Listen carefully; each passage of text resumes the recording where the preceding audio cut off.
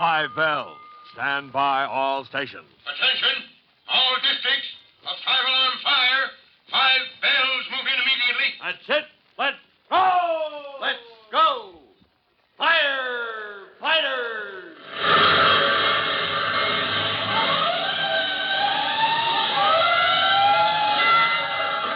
Presenting Firefighters, the true-to-life story of our unsung heroes who stand ready to ride by day or night against our most murderous enemy, the demon of fire.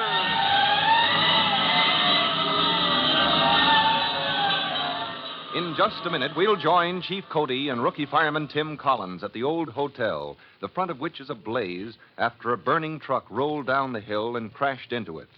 You'll recall how the firefighters had been on the scene after the truck and a passenger bus had collided, and how, using the new chemically treated water, they had managed to save a man trapped in the back of the bus. But while the chief and Tim were doing this, the fire in the truck had spread to the brake drums, and before the horrified eyes of the engine company men, it had rolled down the hill. Now, if you remember what the truck was carrying, you'll know how dangerous the situation is, to which we'll return right after this announcement.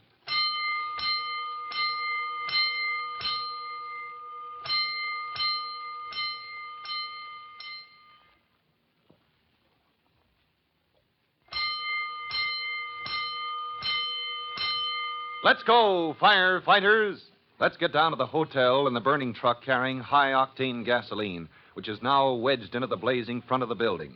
Chief Cody's second alarm has brought additional equipment, and ladder trucks are now working at the side of the hotel to save any people trapped on the upper floors.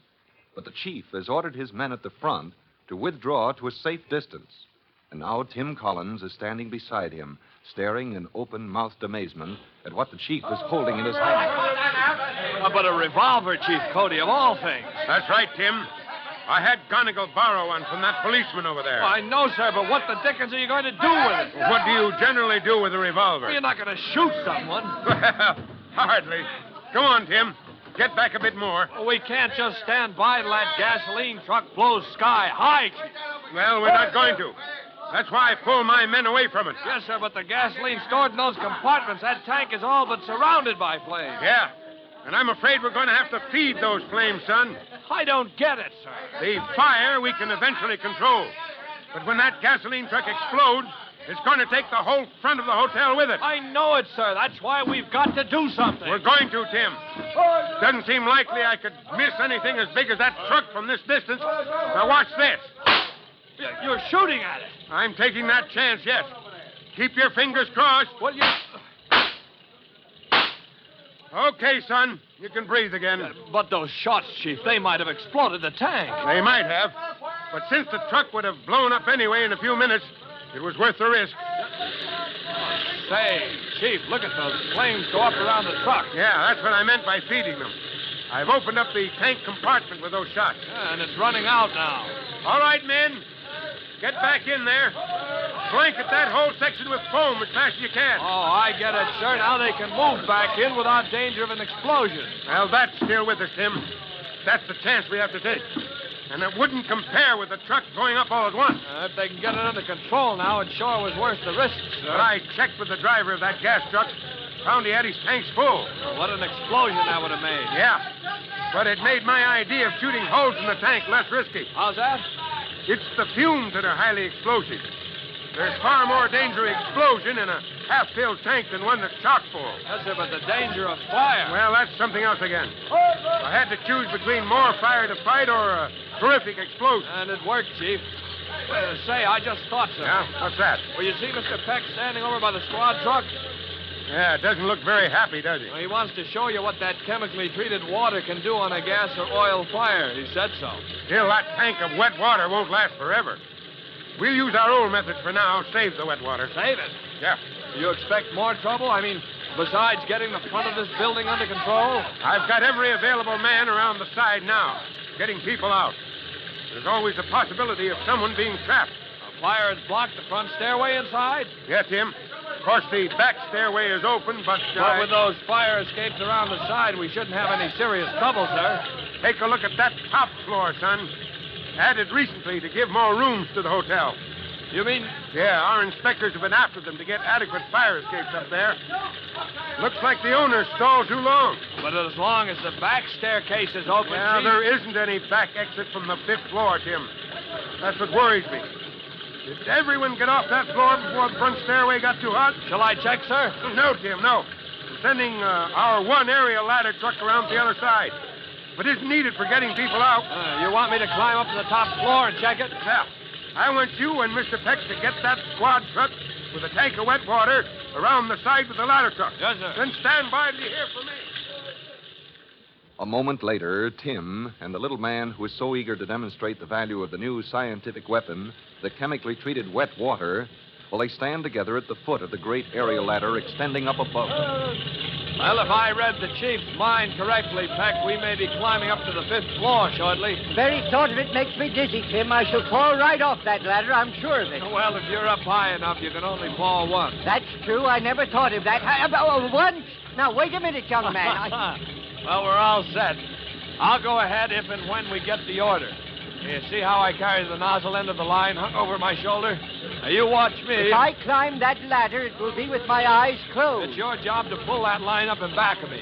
Give me a little slack on the hose. Oh, dear. Why did I ever become an authority on the use of wet water? Well, every available man is either fighting the fire out front or doing evacuation work on the other side where the fire escape goes up 4 floors. Look, speaking of the 4th floor, there's Chief Cody leaning out a window waving to us. How friendly. Yoo-hoo! Yes, isn't it? It's also a signal for us to start up this ladder. All right, close your eyes if you must, pal, but I don't advise it. Come on. With a hose slung over his shoulder, Tim quickly starts up, with Mr. Peck climbing gingerly behind him. In a matter of seconds, they're opposite Chief Cody, leaning out the 4th floor window. Got a first-class job for that wet water, Tim. 12 people marooned on the floor above. The stairs are blocked, Chief. Fire's broken through the outside wall.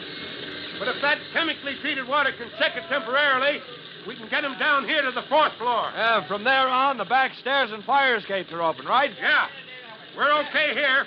Up to it, son. There's not much time. Quickly, Tim and Mr. Peck climb 1 floor higher, enter the window, dragging the light hose with them.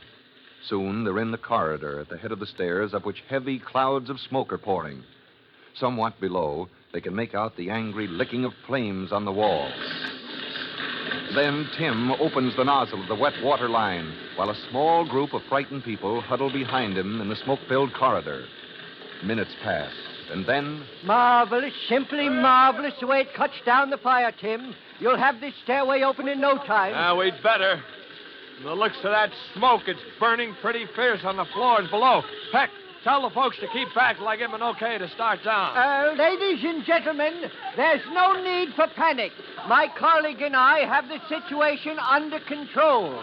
This wet water and fog nozzle saves furnishings from the usual water damage unavoidable at fire. And that's a good thing, folks, because I'm going to give you a protective shower as you start down now. Now move quickly, but don't rush. Keep close to the railing and away from the wall. Once you're on the floor below, you're going to be all right.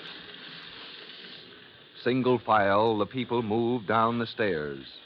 The minute they're down, Chief Cody appears at the foot and calls up.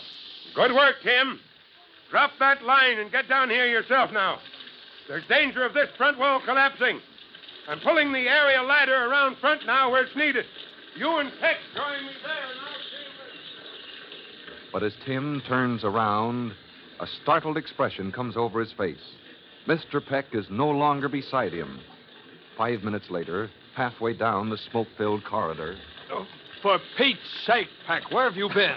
A lady left a handbag in room 502, Tim, and I promised... You mean you wasted precious time going around looking I had trouble finding the room on account of smoke. Had trouble finding the purse on account of women never put anything where it belongs. Yep.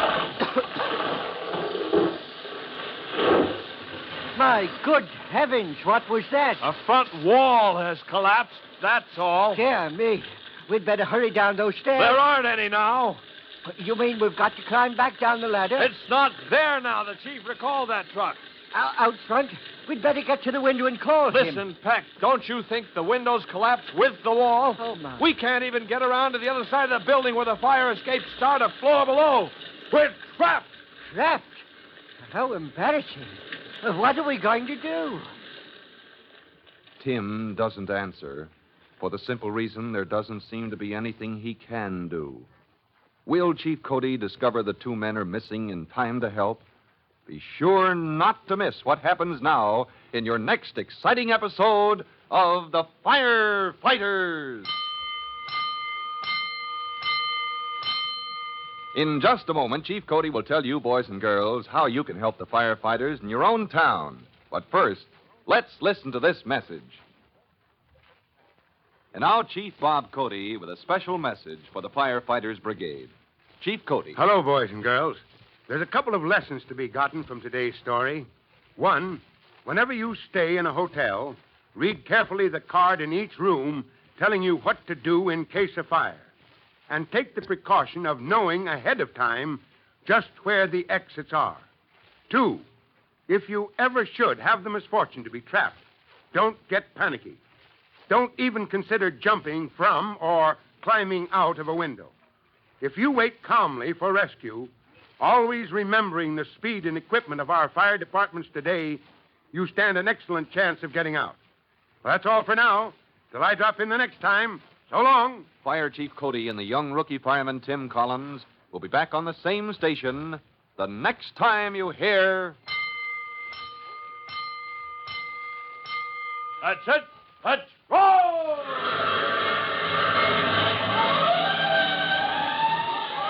Let's go! Firefighters!